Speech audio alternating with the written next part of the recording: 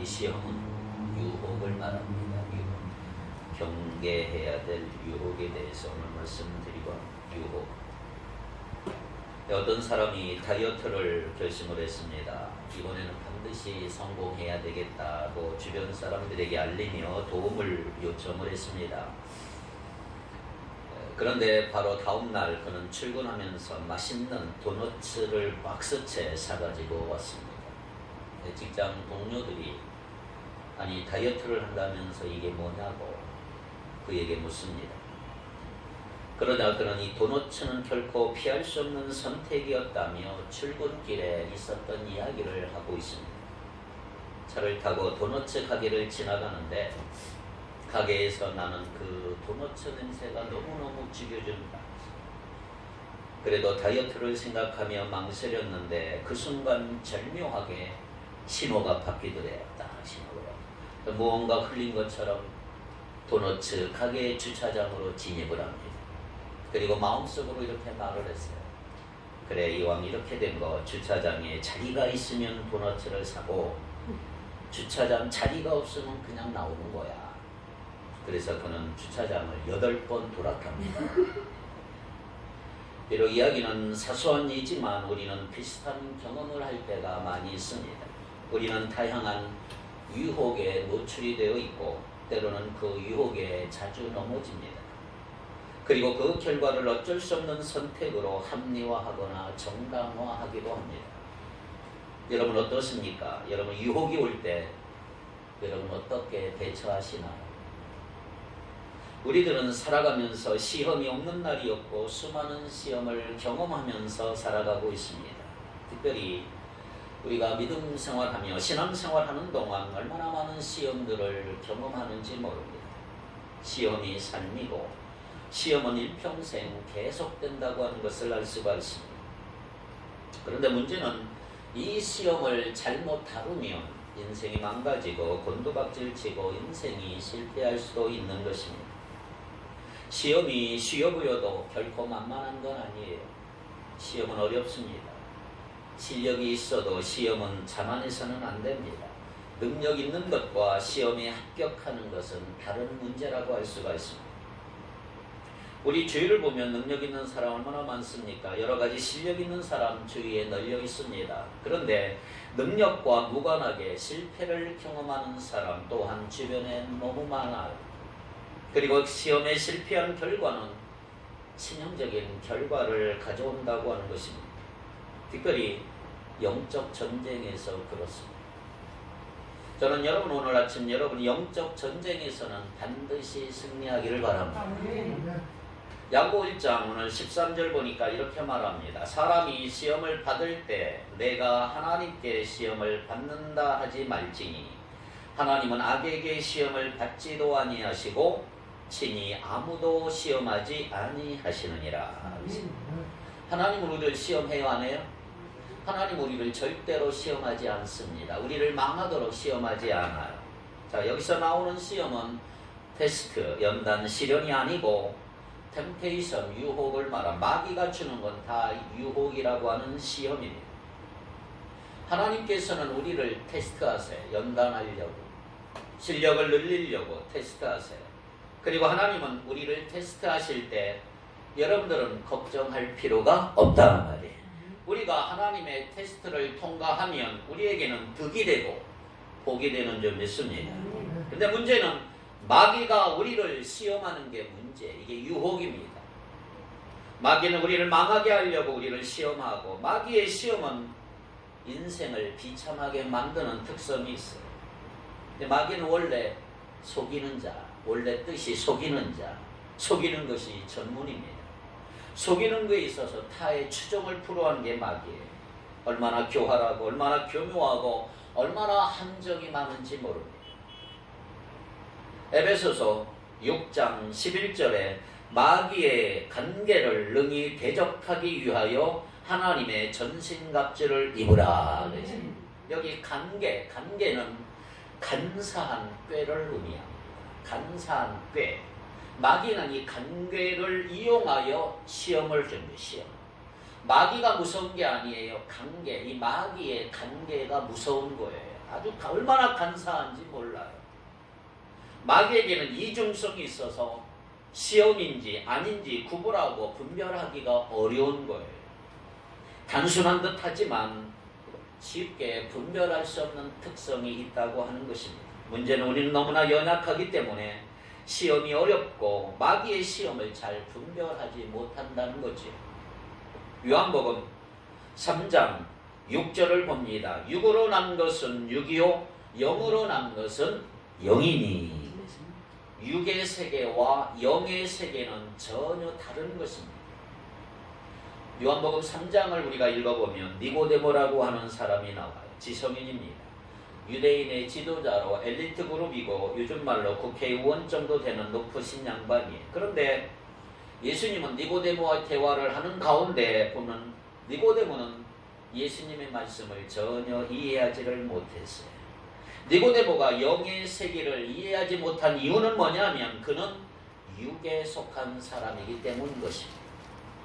예수님께서 어려운 말씀하신 게 아니에요. 예수님 그런데 니고데모가 예수님의 말씀을 이해하지 못한 것은 육에 속한 니고데모이기 때문에 예수님이 말한 영의 세계를 잘 이해하지 못했던 것입니다. 그렇습니다.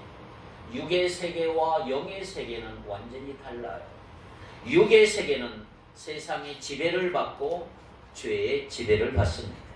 육은 마귀의 시험에 너무너무 약한 특징이 있습니다. 그러므로 마귀는 그 육체적인 면을 한없이 공격하는 거예요. 로마서 8장 5절을 봅니다. 육신을 따르는 자는 육신의 일을, 영을 따르는 자는 영의 일을 생각하나니. 육신을 따르는 사람은 영을 생각하지 않아요. 자신을 기쁘게 하려고 하는 것입니다. 자신의 유익과 육신의 즐거움을 추구하고 모든 것이 자기 중심적이에요. 내 중심적.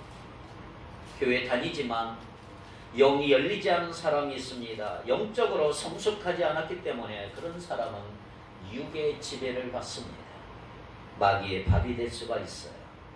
고린도전서 2장 14절 봅니다. 육에 속한 사람은 하나님의 성령의 일들을 받지 아니하나니 이는 그것들이 그에게는 어리석게 보이니요 또 그는 그것들을 알 수도 없나니 그러한 일은 영적으로 분별되기 때문이라. 고린도전 로마서 8장 7절 8절 시작. 육신의 생각은 하나님과 원수가 되나니 이는 하나님의 법에 굴복하지 아니할 뿐 아니라 할 수도 없으니라. 육신에 있는 자들은 하나님을 기쁘시게 할 수 없느니라.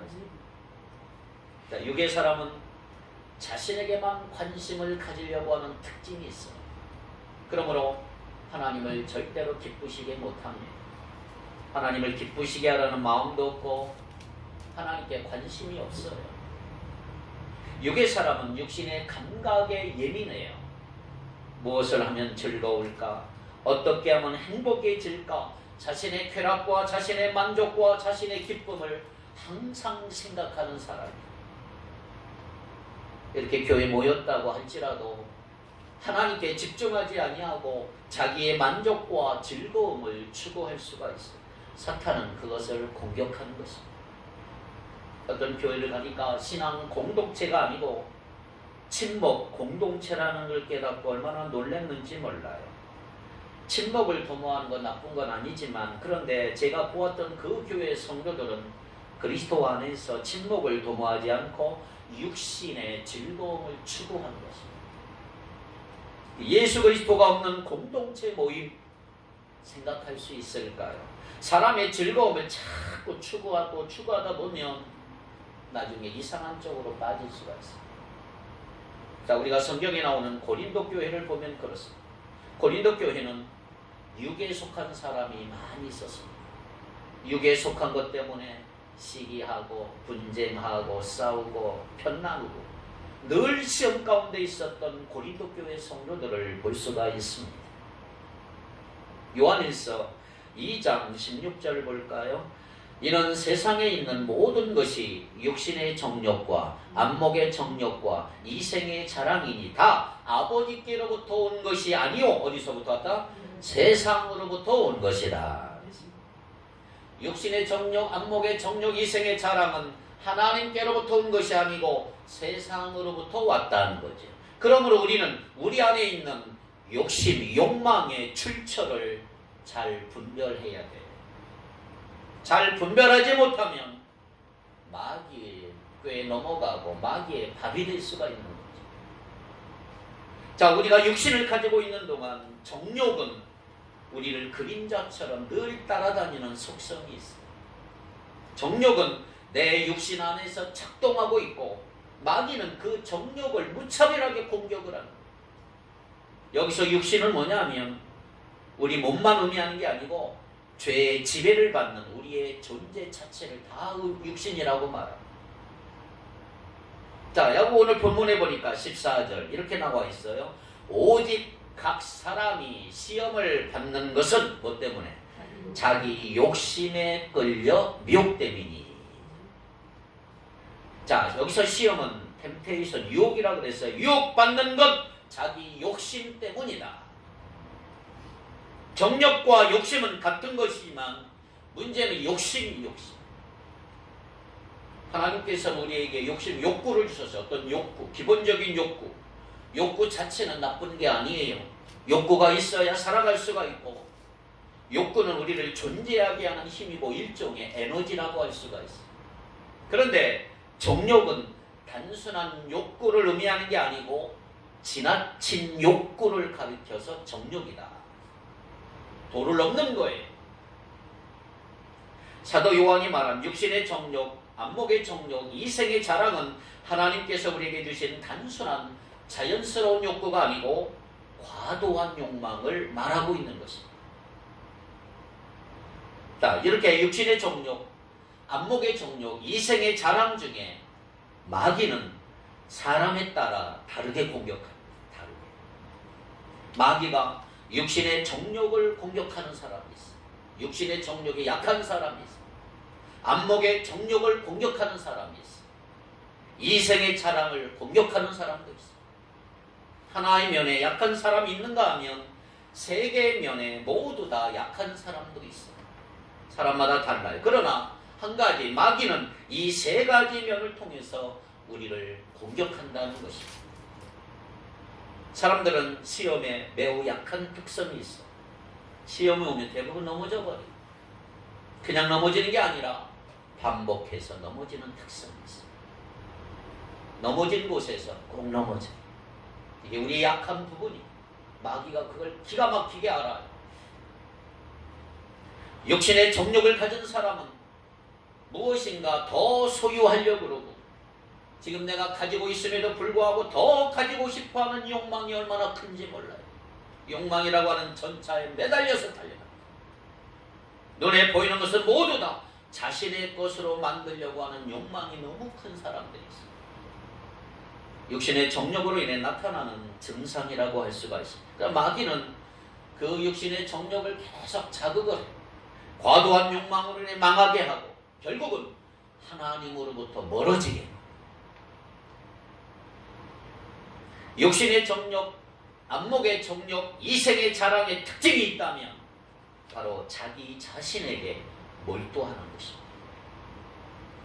자신의 행복, 자신의 만족, 자신의 성공에 집착하게 하는 특성이에요. 자신의 세계에서 결코 빠져나오지 못하게 만들고 모든 에너지를 다 자신에게 쏟아붓게 만드는 특징이 있는 것입니다. 오늘 우리들 이런 모습을 많이 보잖아요. 모든 것 오로지 자신에게 집중하고 타인은 보지도 않아요. 오로지 자신의 행복, 자신의 기쁨, 자신의 성공을 추구하며 자신의 만족을 추구하는 사람들이 얼마나 많습니다. 특별히 자신에게 몰두한 나머지 최근에 어떤 일이 일어납니까? 자신의 아이를 죽이는 일이 일어나지 않습니까? 자신에게 몰두한 나머지 아이가 아픈지 굶는지 관심이 없어요. 아이를 부속물로 여기고 자신을 귀찮게 여기는 존재로 여겨서 자신을 행복해하는 것을 아이가 방해한다고 생각하고 무차별하게 방치하고 때리고 아이를 죽이는 일이 일어나지 않습니까? 이런 의미에서 현대사회는 육을 추구하는 사회예요. 내 몸 하나가 최고인 것입니다. 육체 안에는 육신의 정욕이 있기 때문에 그런 것입니다. 육신의 정욕은 과도한 욕망을 의미하고 이 과도한 욕망은 마침내 자신을 집중하게 만드는 그런 특성이 있는 것입니다. 그러므로 여러분, 우리는 정욕이 위험한 이유를 여러분 잘 생각하셔야 합니다. 인간이 가진 욕망의 출발점을 살펴보면 정욕이 얼마나 위험한가를 알 수가 있어요. 자, 창세기 3장을 보면 하와가 마귀에게 유혹을 받았죠. 마귀는 하와를 유혹을 했습니다. 기억하십시오. 하나님께서 하와를 시험한 게 아니고 마귀가 하와를 유혹했어요. 시험했어요.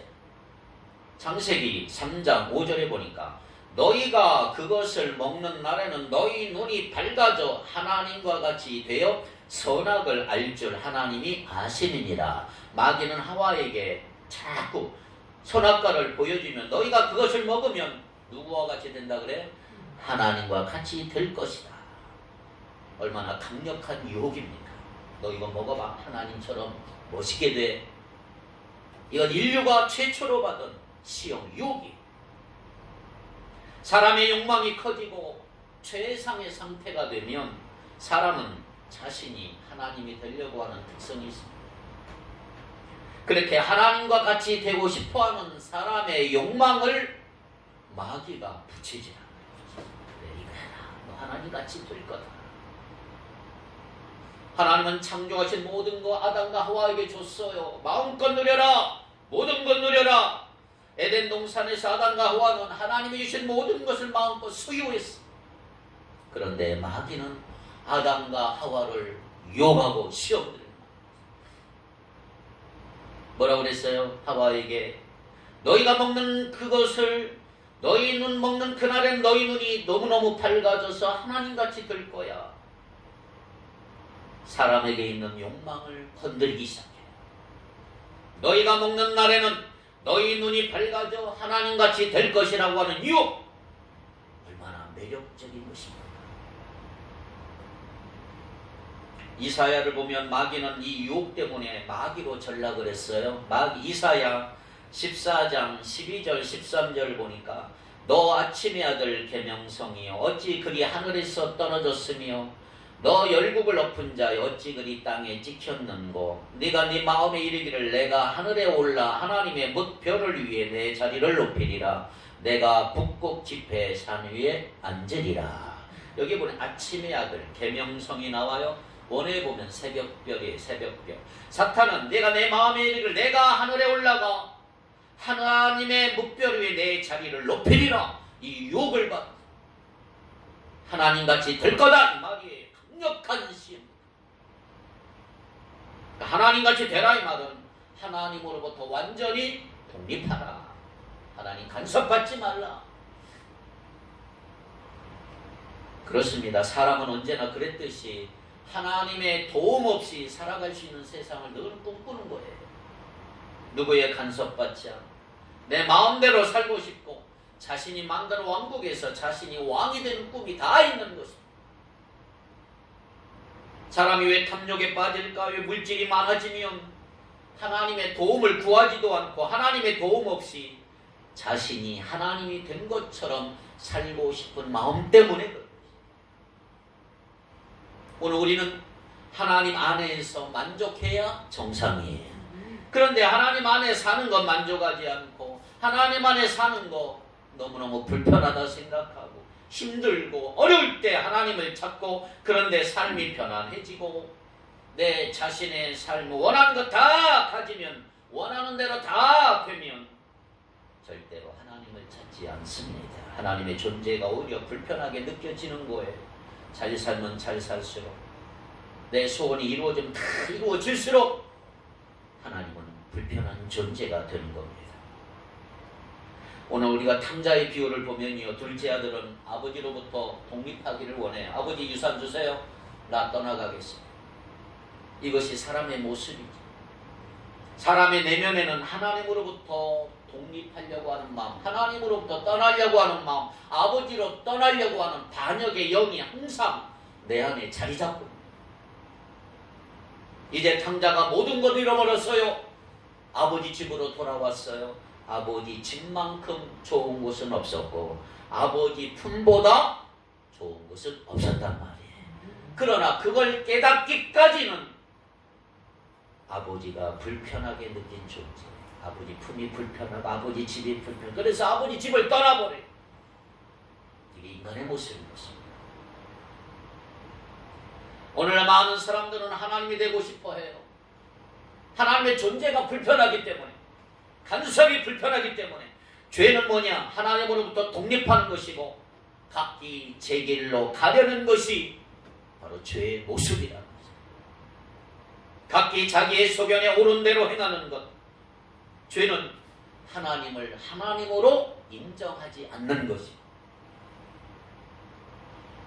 오늘 우리가 무엇인가 결정하거나 교회 갈 때 하나님을 의식해야 하고, 중요한 것을 결정할 때는 하나님과 의논해야 돼요. 그런데 중요한 것 결정할 때 하나님을 의식하지 않는 사람은 이미 자신이 왕이 됐기 때문에 그런 것입니다. 이스라엘의 영웅 다윗, 좋아하는 사람이 얼마나 많습니까? 다윗이 이스라엘의 왕이 됐어요. 가장 잘한 게 뭔지 아세요? 다윗의 가장 잘한 것은 왕이 되는, 모든 이전에도 마찬가지지만 모든 걸 하나님께 물어봤어요. 일일이 하나님께 여쭤보고 결정을 했어요. 전쟁을 할 때마다 다윗은 하나님 올라갑니까? 치겠습니까? 쳐야 될까요? 물러날까요? 하나님께 다 물어봤어요. 왕이었음에도 불구하고 모든 걸 하나님 앞에 물어봤어요. 왜? 하나님이 진짜 왕이라고 생각했단 말이에요. 하나님의 하나님 되심을 인정했다. 자, 그러면 여러분들이 무엇인가 결정할 때 하나님께 묻고 있나요? 내 마음대로 한 거 없습니까? 여러분, 작은 일도 하나님께 여쭈기를 바랍니다. 작은 일이라도 하나님께 묻는 것이 성숙한 신앙인의 모습이라고 할 수가 있습니다. 어떤 물건을 살 때 하나님께 의견을 물어보세요. 왜? 우리가 가진 것은 우리의 것이 아니기 때문에. 우리는 청직입니다. 하나님이 주인이십니다. 하나님 우리에게 일시적으로 잠시 맡기신 것입니다. 오늘 우리는 맡은 것 주인의 뜻대로, 주인의 의도대로 사용해야 된다 이 말이죠. 우리가 살아가는 일상생활 속에서 하나님의 주권을 인정해야 된다 이 말이에요. 그래서 우리는 뭐든지 우리 마음대로 해서는 안 됩니다. 하나님께 여쭤봐야 된다 이 말이에요. 할렐루야. 하나님께 여쭤보자. 옆 사람한테 이렇게 하나님께 여쭤보고 합시다. 하나님께 여쭤보고 물어보고 하시기 바랍니다. 그런데 그럼에도 불구하고 때로는 우리가 왕이 되고 싶은 것이 많은 거예요. 그리고 마치 자신이 왕인 것처럼 살아가요. 하나님께 묻지도 않고 내 소견에 옳은 대로 행동하고, 그런데 재밌는 건 나중에 하나님을 원망해. 하나님 또 원망하고. 여러분의 자녀의 문제도 하나님께 묻지 않아요. 중요한 것 결정해야 할 때도 하나님께 묻지 않아요. 하나님이 간섭하신다고 생각하지 않나요?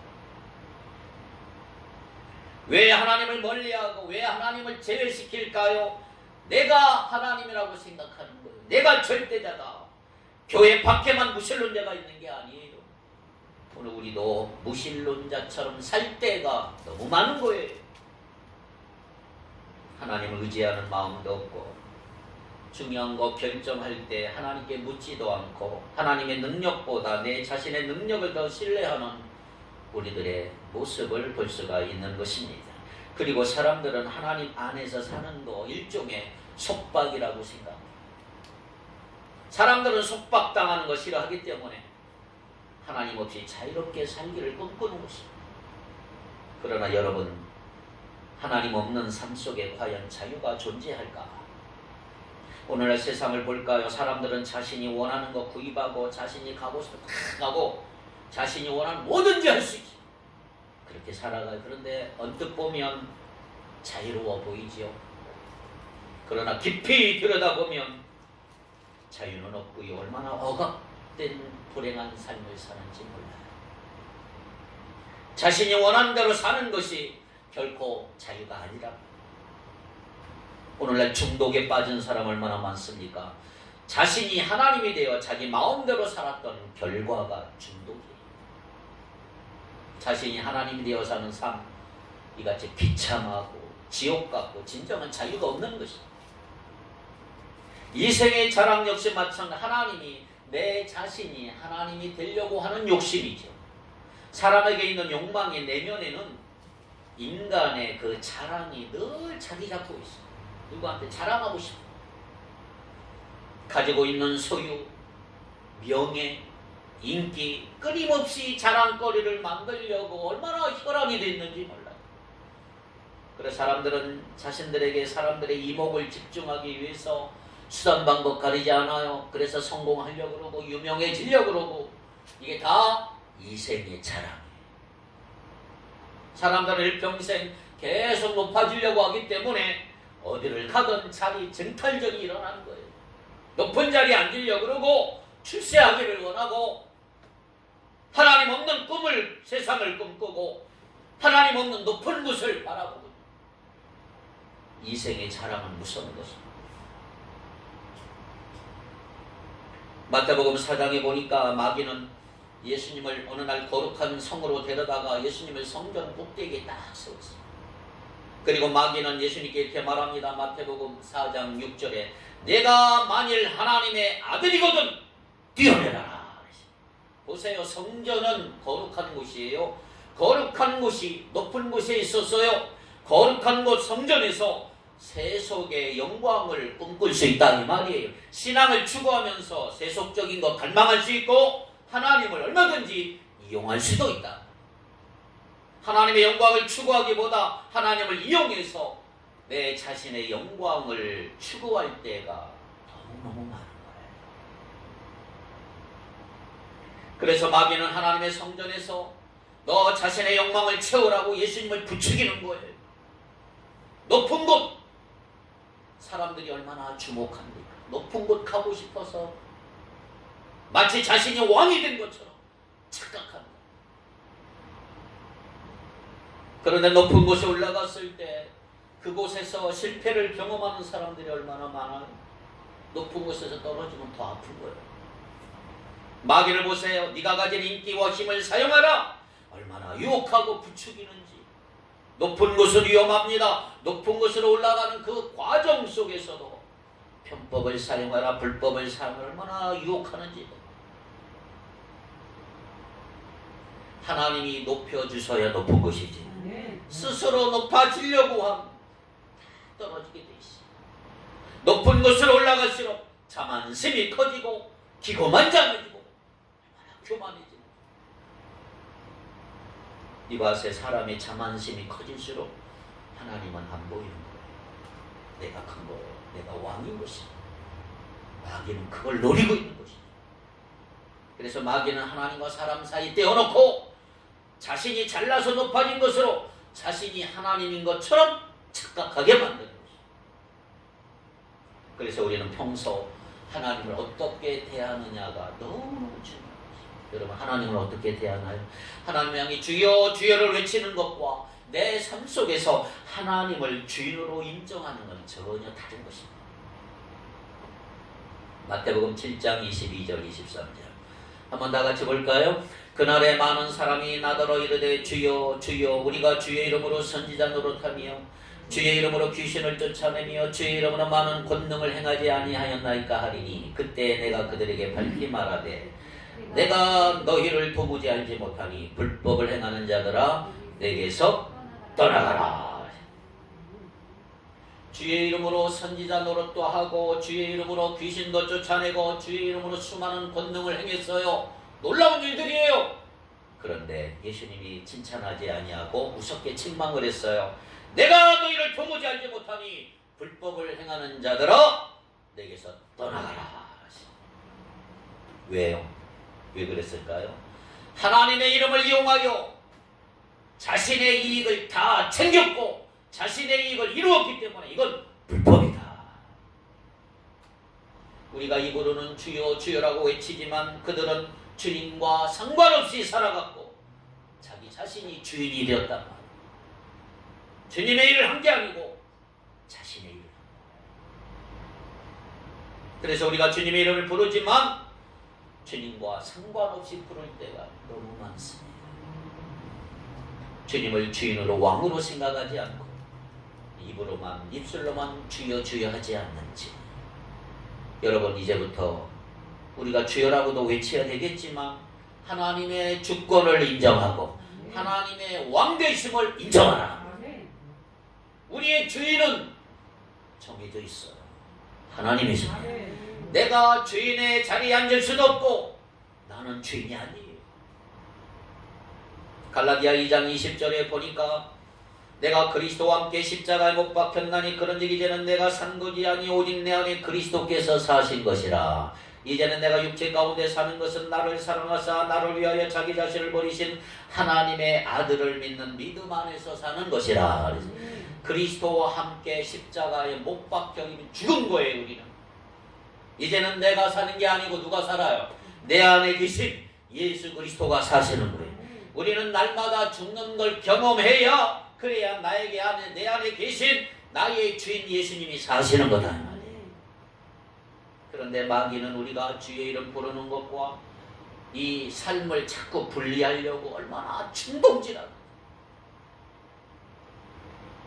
하나님으로부터 멀어졌다면 멀어지고 있다면 이미 마귀의 전략에 말리고 있는 거예요. 교회에서 우리 여러 가지 봉사 많이 하죠. 예배도 드리고 여러 가지 사역을 동참합니다. 이렇게 함으로 여러분들이 하나님과 가까워지기를 바랍니다.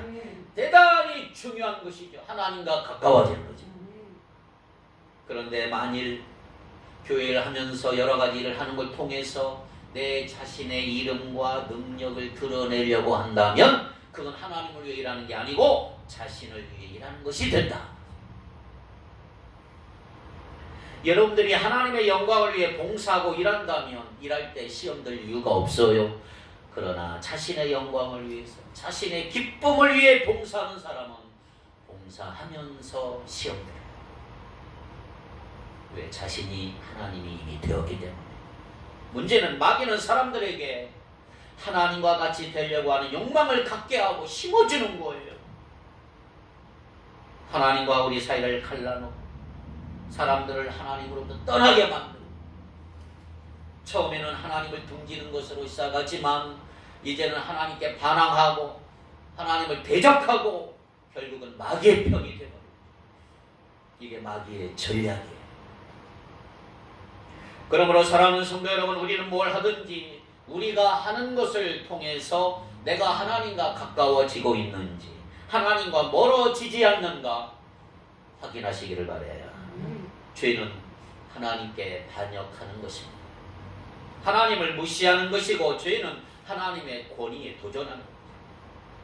하나님 무시하지 않고서는 죄를 지을 수가 없습니다. 아까 다윗이 얘기했지만 다윗이 영적으로 깨어있을 때는 하나님께 철저히 물었고 또 실행을 했습니다. 그런데요, 죄를 짓고 난 후 다윗은 하나님께 묻지 않아요. 하나님의 존재를 무시해요. 왜? 죄를 지을 수 있기 때문에. 하나님을 무시하면 죄 지을 수 있어요. 얼마든지. 창세기 22장에 보면 아브라함이 나와요. 모리아 산에서 이삭을 제물로 바칠 때 이삭은 아버지 아브라함에게 그냥 순종합니다. 죽이세요. 이삭은 소년이었기 때문에 아버지 아브라함을 힘으로는 얼마든지 이길 수가 있어요. 그런 아브라함이 모리아 산에서 제단을 쌓고 나무를 올려놓고 이삭을 결박해서 제단 나무에 올려서 태워 죽이려고. 근데 이삭은요, 가만히 죽이세요. 꼼짝없고. 창세기 3장에서 11장까지는 죄 때문에 인류가 실패한 내용이에요. 그런데 12장 보면 아브라함이 등장을 해요. 불순종 때문에 인류의 저주를 끊으시기 위해서 하나님은 아브라함을 사용하셨고 이삭을 사용했어요. 아브라함에게 철저히 순종하는 이삭, 하나님께 철저히 순종한 아브라함. 이것은 예수 그리스도를 예표합니다. 예수님께서는 우리에게 순종의 본을 보이셨어요. 예수님은 하나님이십니다. 예수님은 성부 하나님께 철저히 순종하십니다. 겟세마네 동산에서 십자가 못 박혀 죽으시고 죽기까지 복종하심으로 순종의 절정을 우리에게 보여주신 분이 주님이십니다. 독립을 꿈꾸는 사람은 순종하지 못해요. 자기 마음대로 살고 싶기 때문에, 자신이 하나님이 되려고 하기 때문입니다. 불순종은 하나님이 되고 싶어하는 마음에서부터 시작된다는 거 기억하셔야 됩니다. 불순종하는 순간 내 자신이 하나님이 되버려요. 예수님이 40을 금식하신 후에 마귀에게 시험 받으셨죠. 이제 마귀가 시험한 것 쫙 분석해 보면, 마귀는 예수님이 가진 힘으로 무엇인가 하라고, 하나님과 상관없이 하나님이 예수님이 가진 힘을 사용하라고 얼마나 유혹했는지. 네 가진 힘으로 하라. 마귀는 하나님과 예수님을 갈라놓으려 이간질입니다. 예수님이 하나님 만약에 상관없이 자신의 힘을 사용했다면 예수님은 하늘의 뜻을 이룰 수가 없었을 거예요. 그러나 예수님은 이걸 아셨고, 예수님은 말씀으로 마귀를 물리치고 결국은 승리하신 줄 믿습니다. 예수님은 하나님 아버지의 뜻에 순복하셨고 우리의 그 순종하는 모습을 보여줬단 말이죠. 그래서 십자가는 예수님께서 보여주신 순종의 극치. 십자가는 자신을 부인하는 거고요. 올라가는 게 아니고 내려가는 거. 넓은 문 들어가는 게 아니고 좁은 문 들어가는 거. 영광을 선택하는 게 아니고 죽음을 선택하는 게 순종이에요. 순종은 자신이 죽는 거예요. 신앙생활 핵심이 순종이에요. 하나님께 속한 사람의 속성이 순종입니다. 그러므로 내가 예수 믿고 그리스도인이 되는 순간 순종을 배워야 되고요. 익혀야 되는 거예요. 예수님은 순종하심으로 우리를 구원하셨기 때문이죠. 예수님은 순종의 아들이잖아요. 예수님은 하나님의 말씀에 온전히 순종하심으로 마귀의 시험을 이기신 줄 믿습니다. 그래서 하나님께 온전히 순종할 때 마귀를 이길 수가 있는 거예요. 영적 비밀 하나 알려드릴까요, 여러분? 내가 가장 힘든 순간 하나님의 말씀에 순종하는 거예요. 힘든 순간. 예수님이 40일 금식한 후에 줄이 섰을 때, 그때 마귀가 예수님을 시험했어요. 육체적으로 가장 연약한 때, 그때 마귀는 예수님을 공격했어요. 오늘 우리도 마찬가지. 여러분, 우리가 가장 연약할 때, 상황이 좋지 않을 때 마귀가 공격하기 악이 좋아요. 그런데 그때 위험합니다. 내가 연약할 때 하나님 앞에 빨리 나가서 자신의 연약한 존재인 거 인정하시기를 바랍니다. 중요한 사실은요, 하나님 말씀을 의존하는 것이 하나님을 인정하는 거예요. 힘들고 어려울 때 여러분들이 가장 먼저 할 일은 뭐냐? 하나님의 말씀이 가장 필요할 때다. 힘들고 어려울 때 문제를 해결할 필요 없어요. 하나님의 말씀이 더 중요한 거예요. 예수님이 40일 금식 기도하고 육체적으로 가장 힘들었을 때 예수님이 한 건 뭐예요? 하나님의 말씀을 붙들었단 말이에요. 이 마귀의 시험을 하나님의 말씀으로 이겼다는 거죠. 어쩌면 우리 인생의 시련이 닥친 것은 하나님의 말씀을 찾고 붙들라는 의미라고 할 수가 있죠. 아무리 힘들어도 하나님의 말씀을 찾으셔야 되고요. 하나님의 말씀을 붙들 때 내가 사는 길이 열리는 거예요. 하나님이 그때 새로운 일을 행하시는 거예요.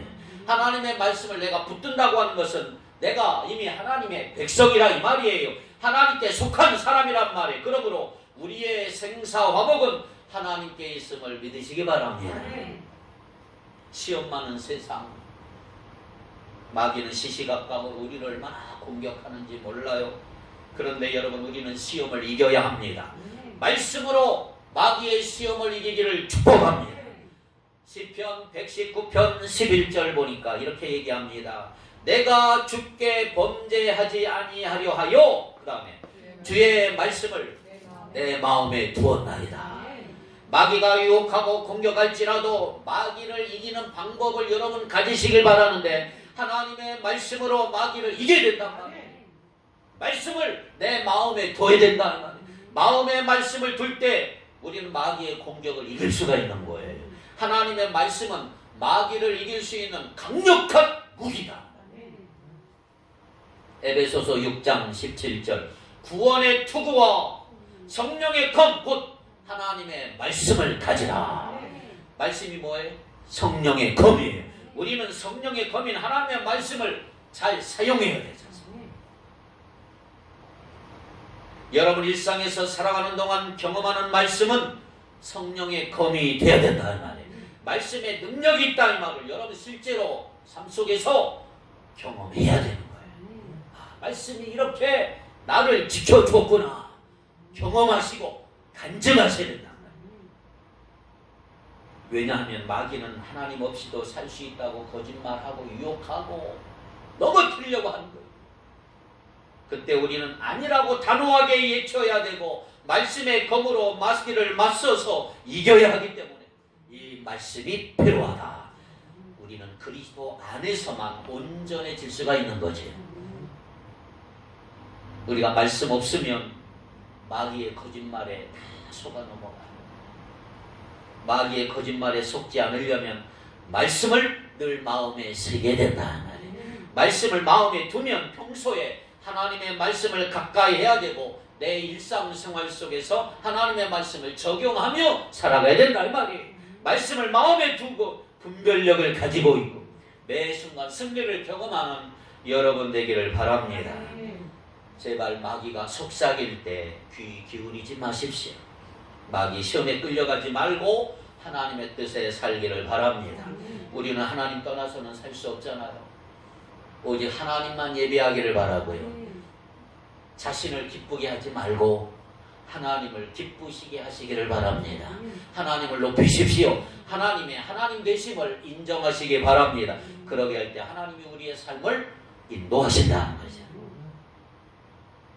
한번 따라할까요? 오직 하나님만 하나님이십니다. 할렐루야. 하나님만 하나님이세요. 우리가 누리는 복은 하나님께서 우리에게 다 허락하신 것들이에요. 하나님이 허락하신 것 바라지 말고 우리에게 주어진 것 감사하시고 주어진 것으로 인해 기뻐하라. 하나님으로 인해 만족하세요. 하나님만 예배하세요. 하나님만 높이세요. 모든 것 주관하고 통치하시는 하나님을 하나님으로 인정하길 바라고 하나님과 함께 동행하시기 바라고 이렇게 살 때 나를 수없이 유혹하는 영적인 전쟁에서 여러분들은 100% 승리하게 될 줄 믿습니다. 할렐루야. 기도합시다.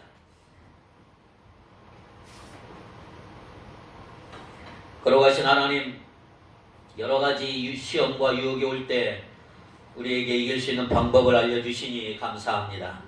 육신의 정욕, 안목의 정욕, 이생의 자랑은 우리를 하나님으로부터 멀어지게 하는 죄요, 우리를 망하게 하는 죄라는 걸 깨닫고 하나님으로 만족하게 하시고 하나님을 찾으며 살게 하시고 늘 하나님께 물어보며 하게 하시고 말씀을 묵상하게 하시고 하나님을 가까이 하게 하시고 하나님만 예배하며 하나님을 기쁘시게 하는 우리 모두가 되게 하여 주옵소서.